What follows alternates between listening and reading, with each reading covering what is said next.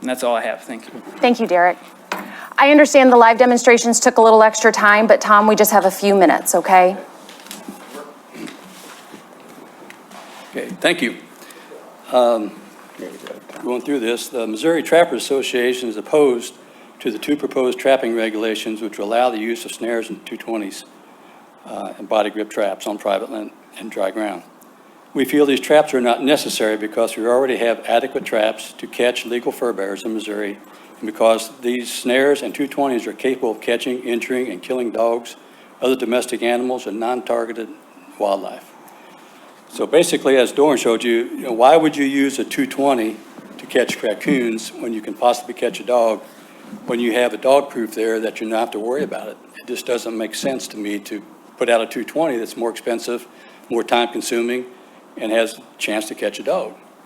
The same way with the cable restraints. Why use a snare when you can use a cable restraint when you know you're not going to injure a dog? If you use a snare and it's not set properly, it's in a fence where it can be tangled, you're going to kill the dog.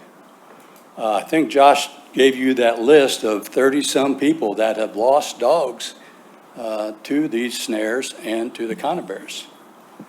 So that's the main reason we're opposed to it. One last thing, ethics play a large part in trapping.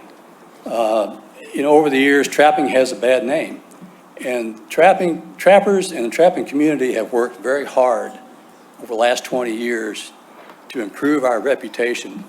We've got a great relationship with the dog hunters now, whereas 30 years ago it wasn't.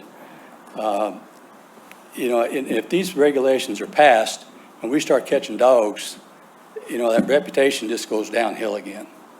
So, why would we allow these? Let's see, about 80% of the public does not hunt, fish, or trap, approximately 80%. And if we start catching dogs, that's going to look really bad to that 80%. They support hunting and trapping as long as it's legal and ethical.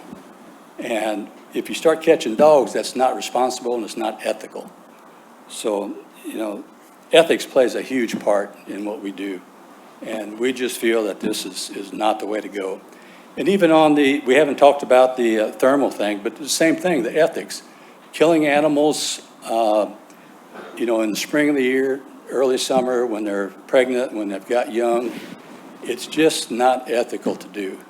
And, we've been trying very hard to improve our public image, and I think we've done that. And we certainly don't want to go backwards at this point. So, any questions? Thank you, Tom. Okay. Thank you, Doran. Thank you, Derek. We are going to move on with our next speakers as you guys collect your